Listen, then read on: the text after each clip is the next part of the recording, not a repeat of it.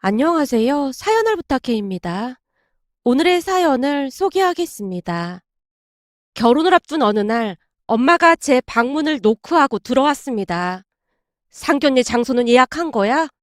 아직 한 달 정도 남아서 알아보고 있어. 엄마, 내가 들어보니까 예비 시어머님은 상견례 전에 피부 관리도 받는다고 하셨대. 그러니까 엄마도 나랑 같이 가서 피부 관리 받자. 피부 관리? 됐어. 지금 이 나이에 그런 거 받아서 뭐 한다고 그런 걸 받아. 상견례 하는데 엄마도 예쁘게 하고 나가야지. 내가 이미 결제했으니까 엄마는 그냥 나만 따라오면 돼. 사실 내가 벌써부터 해주고 싶었는데 엄마가 워낙 질색팔색하니까 말도 못 꺼낸 거야. 그러니까 이번에는 내가 하라는 대로 해. 제가 단호한 어조로 말하고 있었는데요. 순간 엄마의 눈이 갈 곳을 찾지 못한 채 방황하는 모습이었습니다. 그 모습에 무슨 일이 생겼음을 직감했고 제가 걱정스레 물었습니다. 엄마, 왜 그래? 무슨 일이야? 어? 뭐가? 엄마 지금 엄청 불안해하고 있잖아. 내가 엄마를 모를까봐 그래? 대체 무슨 일인데 그래? 엄마를 재촉하고 있었고 엄마가 땅이 꺼져라 긴 한숨을 내쉬고 있었습니다. 대체 왜 그러는 건데? 봄이나 서운하게 생각하지 말고 들어. 뭘 서운하게 생각하지 마. 제가 다시 재촉을 하고 있자 엄마가 옅은 한숨을 내쉬다가 다시 입을 열었어요. 엄마가 곰곰이 생각해봤는데 상견례랑 혼주성 말이야. 아무래도 교수님이 나가는 게 나을 것 같아. 뭐? 그게 무슨 말이야? 그리고 내가 교수님이라고 부르지 말라고 했잖아. 아, 참 그랬지. 그러니까 네 생모가 가는 게 맞는 것 같아. 엄마의 말에 어이가 없어서 헛웃음이 새어나오고 말았습니다. 그 사람이 한 게 뭐가 있는데 날 키운 건 그 사람이 아니라 엄마잖아. 아빠랑도 이미 그러기로 했으니까 그 얘기는 더 이상 꺼내지도 마. 그래도 교수님, 그러니까 네 생모가 나가는 게 너한테도 더 나을 거 아니야. 그 사람은 교수에다 학벌도 좋지 않니? 그에 비해 난 학벌도 안 좋고 배운 것도 많지 않고 말이야. 그래야 네 예비시댁에서도 더 좋아할 것 같아서 그래. 됐어. 그 사람이 한 게 뭐가 있다고 혼주석에 앉아. 그 혼주석이란 자리가 그렇게 가벼운 자리인 줄 알아? 나를 온전히 키운 건 그 사람이 아니라 엄마인데 그 자리는 당연히 엄마 자리가 맞는 거야. 그러니까 더 이상 그런 말은 꺼내지도 마. 제가 잔뜩 성이 난 채 엄마를 나무라고 있었는데요. 그러면 그럴수록 엄마의 얼굴이 말이 아니었습니다. 제가 워낙 완강하게 말을 하자 엄마가 한 발 물러서는 듯 해보였고 한동안은 그 얘기를 꺼내지 않았어요. 문제는 날이 가면 갈수록 엄마의 표정이 말이 아니었는데요. 뭔가에 쫓기는 듯한 그런 모습이었다고 해야 할까요? 그 모습을 보며 엄마에게 다시 묻기도 했지만 엄마는 그저 별일 아니라며 어색한 미소를 지을 뿐이었습니다. 그렇게 며칠이나 지났을까요? 어느 날 전화가 걸려와서 받았는데 낳아준 생모였습니다. 봄이나, 엄마야. 넌 왜 이렇게 엄마 전화를 안 받니? 내가 얼마나 바쁜 사람인데 꼭 다른 사람 전화로 해야 전화를 받는 거니? 그렇게 바쁘신 분이 왜 전화하셨죠? 저도 바쁘니까 간단하게 말씀해 주세요. 넌 어쩜 엄마한테 그렇게 쌀쌀 맞을 수가 있니? 많이 바쁘니까 할 말 없으시면 전화 끊겠습니다. 나 지금 니네 회사 앞이야. 땡땡 세무얘기 맞지? 여긴 왜 오셨어요? 회사 앞이라는 말에 제가 놀란 채 되물었는데요. 바쁜 엄마가 왜 왔겠니? 기니 할 말이 있으니까 왔지. 전 할 말 없습니다. 많이 바쁘신 분인데 그만 가보세요. 라며 전화를 끊으려고 하던 순간 생모가 급히 말을 했어요. 너 전화 끊으면 지금 니네 사무실로 올라갈 테니까 그런 줄 알아. 올라간 김에 니네 직원들한테 내가 네 엄마라고 인사도 하고 그래야겠구나. 지금 그걸 협박이라고 하는 거예요? 그러니까 잠깐만 시간을 내달라는 거잖아. 그게 그렇게 어렵니? 엄마는 바쁜데도 너 때문에 여기까지 찾아왔잖니? 생모의 입에서 바쁘다는 말이 다시 새어나오던 순간 진절머리가 날 정도였는데요. 생모는 세상에서 당신이 가장 바쁜 사람 마냥 그 말을 항상 입에 달고 살았으니까요. 결국 잠시 후 생모를 만나러 한 카페로 들어갔습니다. 역시나 잔뜩 치장을 한 채 생모가 자리에 앉아 있었어요. 넌 어쩜 얼굴 보기가 이렇게 힘든 거니? 대체 엄마 전화는 왜 안 받는 거야? 저장을 안 해놔서 몰랐습니다. 넌 어쩜 말 한마디 한마디를 그렇게 정 떨어지게 하는 거니? 제가 누굴 닮아서 그러겠어요? 할머니 말씀으로는 낳아주신 분을 그대로 빼닮았다고 하더라고요. 그 어마어마한 유전자가 어디 가겠어요? 너 말 한 번 잘했다. 네가 내 유전자를 닮았으니 공부도 잘해서 세무사라도 된 거 아니야. 근데 내 머리를 닮았으면 의사도 충분히 할 수 있었을 텐데 왜 하필 세무사를 한 거니?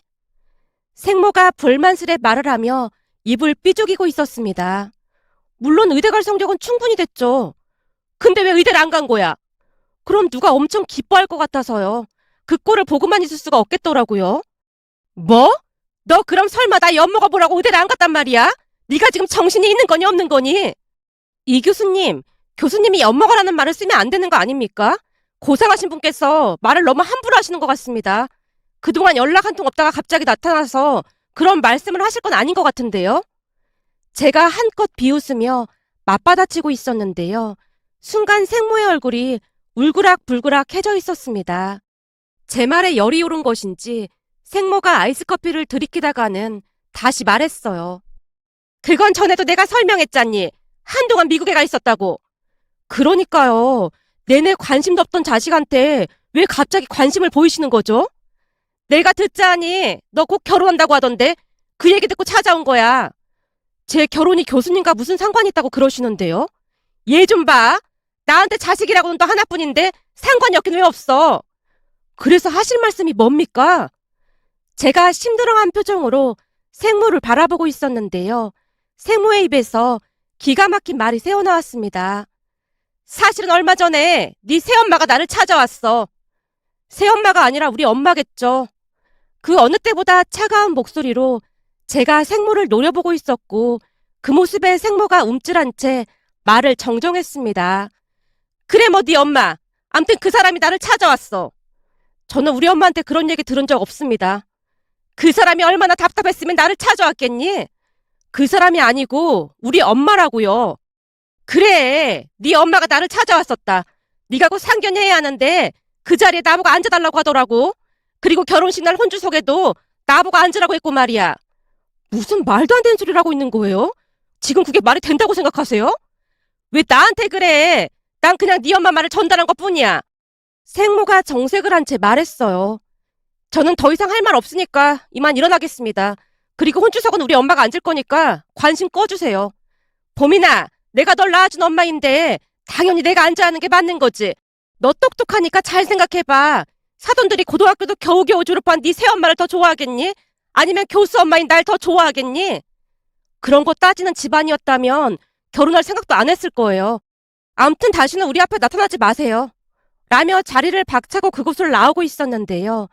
등 뒤에서 생모가 부르는 소리가 들려왔습니다. 생모의 카랑카랑하고 싸늘한 목소리는 언제 들어도 적응이 되질 않았어요. 잠시 아빠와 생모 이야기를 하자면 두 분은 대학 때 만났다는데요. 사귀다 보니 제가 생겼고 대학도 졸업하지 못한 채 결혼을 했다고 합니다. 출산을 하는 동안 학교를 휴학할 수밖에 없었다는데요. 그로 인해 생모의 불만은 어마어마했다네요. 어느 날 생모가 할머니 할아버지 앞에서 선포했다고 했습니다. 휴학을 하려면 같이 해야지 저만 하는 건 불공평한 것 같습니다. 우리가 몇 번이나 설명했잖니. 넌 출산하고 바로 다시 공부 시작하라고. 우리가 학비도 다 대준다니까. 그래도 제가 너무 손해보는 것 같아서 싫어요. 그럼 넌 우리가 어떻게 했으면 좋겠니? 물어볼 필요도 없잖아요. 당연히 남편도 휴학을 해야죠. 그것도 몇 번이나 설명했잖니. 한 사람이라도 빨리 대학을 졸업하고 직장을 잡아야 할 거 아니야. 곧 출산해야 하는데 나중에 뭐 먹고 살려고 그래. 할머니가 계속해서 생모를 설득했지만 듣지를 않았다고 합니다. 다 필요 없고 전 억울해서 그렇게는 못하겠어요. 그럼 넌 우리가 어떻게 하길 바라는 건데? 당연히 남편도 휴학을 해야죠.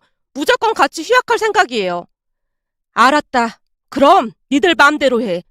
대신 우린 나중에 학비 보태줄 생각 없으니까 니들이 알아서 해.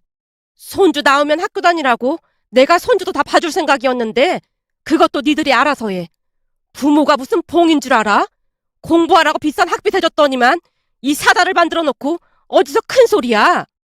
잔뜩 부하가 치민 할머니가 아빠와 생모에게 선포하듯 말을 했고 작은 방 하나를 얻어주고는 연락을 끊었다고 합니다. 그 뒤 아빠는 대학을 휴학한 채 이런저런 일들을 하기 시작했다는데 막노동부터 안 해본 일이 없다네요. 하지만 아빠가 휴학을 했음에도 생모의 불만은 끝이 없었다고 합니다. 허구한 날 신세 한탄하기 바빴다고 했으니까요. 결국 할머니 할아버지가 다시 도와주기 시작했고 어느 순간부터는 할머니가 저를 키우다시피 했다네요. 그러는 동안 생모의 어머니, 그러니까 외할머니가 친가에 찾아와서 발칵 뒤집어 놓기도 했답니다. 너 때문에 내 딸 인생이 이렇게 된 건데 어떻게 책임질 거야? 앞날 창창하던 내 딸 어떻게 할 거냐고. 우리 아들만 잘못한 것도 아닌데 정말 너무하십니다. 당신이 딸 가진 엄마 마음을 알기나 해? 아니, 아들 가진 게 무슨 죄도 아니고 왜 우리 아들 탓만 하는 겁니까? 그래서 우리가 집도 얻어주고 결혼식도 올려주고 그러는 동안 그 댁에서는 뭐 하나 도와준 게 있기나 합니까? 이 나쁜 인간 때문에 우리 딸이 이렇게 됐는데 우리가 미쳤다고 도와줘? 웃기는 소리 하지도 마. 라며 외할머니가 모진 소리를 잔뜩 늘어놨다고 합니다. 그러다 어느 날은 생모가 포기 선언을 했다네요. 난 도저히 이렇게 못 살아. 내 살 길 찾아 떠날 거야. 뭐? 그럼 범인이 두고 가겠단 말이야? 어차피 당신 엄마가 다 키워주고 있는데 내가 뭐가 필요하겠어? 당신이 독한 줄은 알고 있었지만 이 정도일 줄은 진짜 꿈에도 몰랐다. 내 입장에선 지금까지 버텨준 것만 해도 어마어마한 거니까 그런 줄 알아. 나중에 범인이 원망을 어떻게 감당하려고 이러는 거야? 난 다 필요 없으니까 제발 그냥 좀 놔둬. 그럼 당신 범인이에 대해 다 포기하겠다는 거지? 나중에 어떤 말도 하지 않겠다 그런 말인 거지? 평소 착하기로 유명했던 아빠가 찬바람이 쌩쌩 부는 목소리로 물었답니다. 난 다 필요 없어. 그러니까 귀찮게만 하지 마. 잘 들어. 그럼 이혼해 줄 테니까 친권, 양육권 다 포기하고 가. 그러면 나야 고맙지. 앞으로 제발 내 인생에 끼어들지나 말아줘. 그리고 양육비 그런 거 안 줘도 되는 거지? 앞으로 나 계속 공부만 할 건데 그런 거 보태줄 돈이 없을 것 같거든. 우리 범인이 키우는데 그따위 돈은 필요 없어.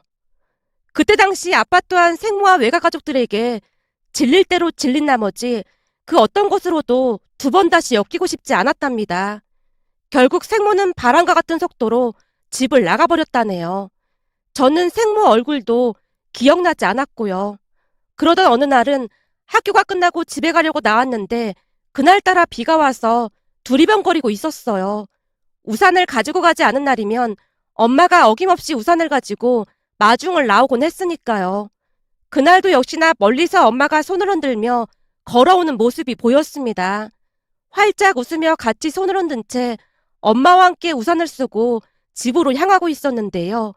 교문 앞에 비싸 보이는 자동차 한 대가 서 있었고 그 안에서 누군가 내리고 있었지만 상관도 하지 않은 채 엄마 손을 꼭 잡고 이런저런 이야기를 나누고 있었어요. 그런데 잠시 후 차에서 내린 여자가 제 이름을 불렀습니다. 보이나, 너 범인이 맞지? 누구세요? 순간 엄마가 제 손을 더욱 세차게 잡고 있는 게 느껴졌습니다. 아마도 엄마가 알 수 없는 불안감을 느끼지 않았나 싶었습니다. 엄마가 여전히 제 손을 놓지 않은 채 그 여자를 뚫어져라 바라봤는데요. 나 범인이 엄마예요. 당신이 범인이 새엄마죠? 범인아, 엄마야. 엄마 기억 안 나? 생모가 제 손을 잡으려고 하던 순간 엄마가 본능적으로 저를 뒤로 감췄습니다. 범인이 놀라니까 이러지 말고 범인이 아빠랑 얘기하세요. 우리는 그만 가보겠습니다. 새엄마 주제에 어디서 이래라 저래라야. 당신 착각하지 마. 내가 범인을 낳은 사람이야. 저리 비켜. 생모가 엄마를 어찌나 세게 밀었던지 엄마가 휘청이며 넘어지고 말았습니다. 그 모습에 저도 이성을 잃고 말았고 있는 힘껏 생모를 밀어붙이고는 생모를 노려보고 있었습니다. 그 바람에 생모가 우산을 떨어뜨린 채 쏟아지는 비를 고스란히 맞고 있었어요. 생모뿐만 아니라 엄마와 저도 이미 비를 맞고 있는 상황이었는데 그 순간 엄마가 벌떡 일어나서 제게 우산을 씌워줬습니다. 감기 걸리면 큰일인데 이를 어째. 엄마 괜찮은 거야? 그 순간에도 엄마는 그저 제 걱정뿐이었지만 생모는 자기 자신만을 챙길 뿐이었습니다. 그때 저는 할머니의 말이 거짓이 아님을 확신했고요. 엄마와 아빠가 재혼을 하기 전까지 할머니께서 저를 키워주셨습니다. 할머니는 당신의 고된 인생을 한탄하시며 홀로 막걸리를 자주 드셨어요. 그러면서 항상 생모를 독한 사람으로 표현하곤 했으니까요. 그래서였는지는 잘 모르겠지만 저는 생모를 그리워하지도 않았고 엄마를 참 잘 따랐습니다. 엄마는 마음이 여리고 따뜻한 사람으로 진심으로 저를 아꼈으니까요.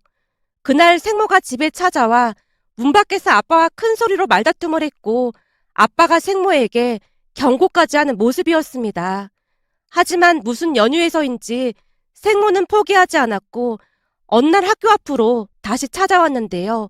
그날 생모가 제게 조용히 물었습니다. 보민아, 너 공부 잘한다며? 그게 다 이 엄마를 닮아서 그런 거야. 너 지금 엄마 직업이 뭔 줄 아니? 엄마가 말이야, 교수야, 교수. 넌 공부 잘하니까 꼭 의대 가서 의사 되면 좋겠다.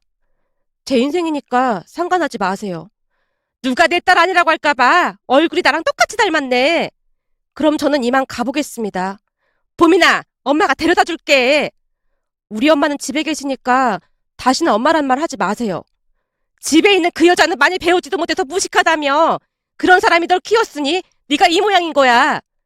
우리 엄마에 대해 함부로 말하지 마세요. 당신보다 훌륭하신 분이니까요. 예, 엄마한테 당신이 뭐니 당신이. 이게 다 무식한 그 여자한테 잘못 배워서 그런 거야.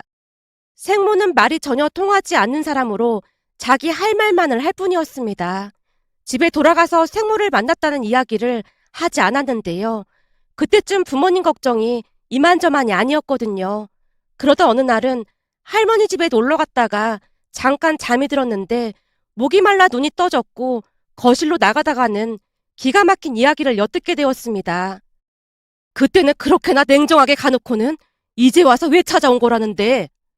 우리가 들어보니 나중에 재혼을 했던 모양인데 그 뒤로 자식이 안 생긴 모양이에요. 무슨 이유에서 그런진 모르겠지만 병원에서 불임이라고 했다네요. 그거랑 이거랑 뭔 상관이 있다고 그래? 그래서 다시 이혼을 한 모양인데 평생 자식 없이 살 생각을 하다 보니까 갑자기 보민이가 생각난 거죠. 아니 그렇게 갈 때는 언제고 이제 와서 보민이가 생각이 나? 원래부터 뭐 하나에 집착하면 아주 끝장을 봤잖아요. 평생 자식 없이 살아야 한다는 소리를 듣고 보민이한테 집착을 하게 된 것 같아요. 살다 살다 그런 정신 나간 인간은 처음 본다. 애미야, 우리가 널 볼 면목이 없다. 정말 미안하구나. 잘 들어. 누가 뭐래도 네가 보민이 엄마다.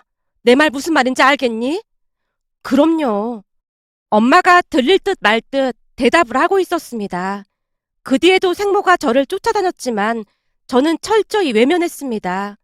그러던 중 제 결혼 소식을 듣고 생모가 혈안이 된 채 물불 가리지 않고 난리를 쳐대기 시작했는데요. 생모인 당신이 상견례 자리부터 혼주석까지 앉아야 한다며 우겨대기 시작했으니까요. 생모는 양심이 없어도 너무나 없는 그런 사람이었습니다. 하지만 우리는 생모를 철저히 무시한 채 지내고 있었어요. 그러던 와중에 생모가 말도 안 되는 소리를 했기에 집에 돌아가서 엄마에게 물었습니다. 엄마, 혹시 그 사람 만났었어? 누구? 엄마가 화들짝 놀라며 고개를 떨구고 있었어요. 엄마 그 사람 만났구나. 진짜로 엄마가 그 사람한테 혼주석에 앉으라고 했어? 아니지? 어? 그게 아무래도 그 사람이 많이 배우기도 했고 그러니까 나보다 낫지 않겠나 싶어서. 엄마가 제 말을 잊지 못한 채 기어들어가는 목소리로 대답했습니다. 엄마, 지금 그걸 말이라고 하는 거야? 다시 한번 그런 소리 하면 그 사람 찾아가서 난장판 만들어 놓을 테니까 그런 줄 알아? 알았어. 그러니까 우리 그냥 조용히 좀 살자. 엄마가 안절부절 못한 채 어쩔 줄을 몰라 하고 있었습니다. 그러던 어느 날은 감기 몸살 기운이 있어서 집에 일찍 들어갔는데요. 아파트 단지 내 카페에 엄마가 앉아있는 게 보였습니다. 반가운 마음이 들어 카페 유리창 너머로 안을 들여다보고 있었는데 엄마와 생모가 심각한 표정으로 대화를 나누고 있었어요. 그 순간 참을 수 없는 분노가 치밀어 오르면서 손발이 떨려왔고 두 사람이 대화하는 내용을 듣기 위해 마스크로 얼굴을 가린 채 카페로 들어갔습니다. 둘이서 구석에서 어찌나 심각한 대화를 하던지 전혀 눈치채지 못한 모습이었어요. 순간 생모가 팔짱을 낀 채 엄마를 비난하고 있었습니다. 누가 보더라도 교수인 엄마가 더 나은 거 아니겠어요? 그러니까 당신이 보민이를 생각한다면 이럴 때는 그냥 물러나는 게 맞는 거예요. 아무리 못 배웠다고 해도 그 정도 판단할 수 있는 거죠. 내가 보민이 예비 시어머니도 만났거든. 생모의 입에서 충격적인 말이 터져나오고 있었습니다. 그게 무슨 말입니까? 보민이 예비 시어머니를 만나다니요. 말 그대로예요. 보민이 예비 시어머니도 내가 보민이를 낳은 엄마라고 하니까 거기다 교수라고 하니까 아주 반세까지 하더라고요. 그러니까 보민이 인생을 위해서도 잘 생각해봐요. 생모가 계속해서 뭐라고 말을 하고 있었지만 너무나 큰 충격으로 인해 귀가 멍한 채 다음 이야기는 잘 들리지 않았어요. 결국 제가 두 사람 앞에 우두커니 서 있었는데요. 고개를 들어 제 모습을 보던 두 사람의 얼굴이 사색이 되어 있었어요. 내가 우리 집안일에 끼어들지 말라고 했죠. 지금껏 나몰라라 해놓고는 이제 와서 엄마? 당신이 왜 우리 엄마야? 교수? 교수가 그렇게 대단해? 당신 각오해. 내가 그 교수 못하게 해줄 테니까. 뭐? 그게 무슨 말이야? 내가 당신 학교 게시판에 당신 만행을 전부 다 올릴 테니까 그런 줄 알아. 학생들을 가르치는 교수라는 사람이 이러고 다닌 거 알면 학교에서 참 좋아하겠네요. 요즘 인터넷이 발달해서 이런 거 엄청 순식간에 퍼지는 거 잘 알고 있죠? 너 그러기만 해봐. 왜? 나를 상대로 소송이라도 하게요? 한번 해보시던지. 난 있는 사실만 작성할 생각이니까 뭐 걸릴 것도 없을 것 같은데. 다른 사람도 아니고 네가 엄마한테 어떻게 이럴 수가 있어. 보민아, 내가 널 낳아준 엄마잖니. 엄마 같은 소리 하고 있네. 한 번만 더 내 앞에서 엄마란 소리 하기만 해봐. 그때는 내가 당신 학교 게시판뿐만 아니라 인터넷에 아주 도배를 해버릴 참이니까. 제 말에 생모가 혼비백산한 채 카페를 나가는 모습이었습니다. 역시나 생모는 자기 인생이 훨씬 중요한 그런 사람이었습니다. 그 뒤에 잔뜩 겁을 먹은 것인지 두 번 다시 모습을 드러내지 않았으니까요. 그러다 어느 날은 예비 시어머님을 만나서 제가 조용히 물었습니다. 어머님, 혹시 제 생모라는 사람 만나셨어요? 어? 네가 그걸 어떻게 알았어? 생모한테 다 들었어요. 그랬구나. 혹시나 네가 민망해할까 싶어서 그냥 모른 척 하려고 했는데 다 들었구나. 네, 아주 당당하게 말을 하더라고요. 나도 깜짝 놀랐지 뭐니. 우리 집을 어떻게 한 것인지 기다리고 있다가는 다짜고짜 네 생모라고 하더구나. 처음에는 그냥 지나치려고 했는데 어찌나 큰 소리로 떠들어대던지 동네 창피해서 그냥 따라갔어. 그랬더니 자기가 무슨 대학 교수라고 그러더니 상견례랑 혼주석에 생모인 자기가 안고 싶다고 하더구나. 그래서 내가 그랬어. 그건 내가 결정할 문제가 아니니까 예비 며느리 가족들이랑 상의하라고. 근데도 막무가내로 나한테 빌다시피 하는 거야. 그러니까 예비 사돈이 학벌도 안 주고 그러니까 그걸 빌미로 거절하라고 말이야. 어찌나 어이가 없던지 나도 대학 문턱도 못 밟아갔다고 버럭했잖니. 많이 배웠으면 뭐해. 인성이 아주 못돼. 아이고 미안하구나. 아닙니다. 그리고 정말 고맙습니다. 고맙긴 뭐가 고마워. 난 네가 얼마나 자랑스러웠는지 모른다. 그 자리에 당연히 안사돈이 앉는 게 맞는 거지. 지금껏 이렇게 잘 키워주셨는데 이제 와서 생모 타령을 하고 앉았어. 어머님 이해해 주셔서 정말 감사해요. 감사하긴 뭐가 감사해. 난 오히려 네 생모 덕분에 네가 더 좋아졌어. 네? 그게 무슨 말씀이세요? 네가 얼마나 바른 사람인지 다시 한번 확인한 셈이잖니. 굳건하게 키워주신 엄마를 챙기는 모습에 큰 감동을 받았어. 네가 마음이 얼마나 따뜻한 사람인지 알았거든. 난 앞으로 무조건 네 편이야. 그러니까 우리도 잘 지내보자. 시어머님의 말에 눈시울이 붉어지고 말았습니다. 그 뒤 시어머님의 요청에 의해 같이 피부 관리를 받으러 다녔어요. 같이 식사도 하고 즐겁게 결혼식 준비를 했답니다. 그리고 우리는 모두의 축복 속에서 결혼식을 올렸고요. 시어머님은 참 좋은 분으로 지금도 우리 엄마와 잘 지내고 계신답니다. 그러던 어느 날은 모르는 번호로 전화가 걸려와서 받았는데요. 처음 듣는 생소한 목소리의 할머니가 제게 물었어요. 보민이니? 누구세요? 나 네 외할머니다. 예? 외할머니요? 보민아, 잠깐만 나 좀 만나줄 수 있겠니? 죄송한데 저는 할 말 없습니다. 딱 한 번만 만나주면 절대 귀찮게 안 하마. 어찌나 부탁을 하던지 하는 수 없이 약속 장소로 나갔는데요. 그날 외할머니란 사람 입에서 충격적인 말이 새어나왔습니다. 잘 컸구나. 이게 다 내 욕심 때문에 이렇게 된 거야. 너한테는 정말 미안하구나. 아니요, 미안해하실 거 없습니다. 네 엄마를 꼭 닮았구나. 저기 다른 게 아니라 목이 타는지 외할머니가 물을 한 모금 마시고는 다시 말을 이어갔습니다.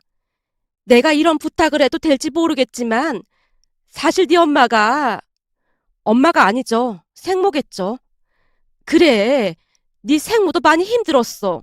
다시 재혼까지 했는데 불임이란 소리를 듣더니 정신이 나가버린 거지. 매일 술에 취해 살다가 정신과 치료까지 받으러 다녔고 말이야. 그러다가는 네가 생각난 건지 너를 찾아다니더구나. 너를 만나러 다니는 동안에는 술도 안 마시고 아주 신난 표정이었어. 하지만 너한테 모진 소리를 잔뜩 듣고 오더니만 다시 술에 빠져 살더구나. 내가 너한테 이런 부탁해서 미안한데 가끔 네 엄마, 아니 네 생모 좀 만나주면 안 되겠니? 너 만나고 난 뒤부터는 많이 좋아졌었거든. 죄송합니다. 우리 인연은 아주 오래전에 끊어졌다고 생각합니다. 저는 두 번 다시 만나고 싶지 않고요. 내가 이렇게 부탁하는데 그래도 안 되겠니? 기억이 안 나시나 보네요.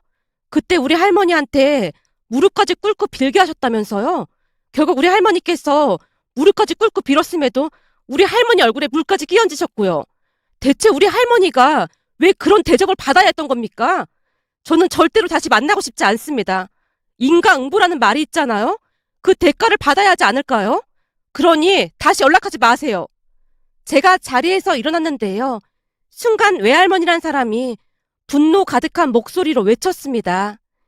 내가 이래서 김씨라면 아주 치가 떨려. 누가 김씨 집안 핏줄 아니라고 할까봐 버르장머리가 없구만. 못 배운 티가 팍팍 나. 하필 저런 못 배운 집구석 남자를 만나서 이게 왜 쌩고생이야. 역시나 그 집안 사람들은 상종할 가치조차 없는 그런 사람들이었습니다. 그 뒤 생모는 교수직도 그만두고 폐인처럼 살고 있다는 소리를 얼핏 들었는데요. 임신을 하고 아들을 낳고 보니 생모의 행동이 더욱 이해가 되지 않았습니다.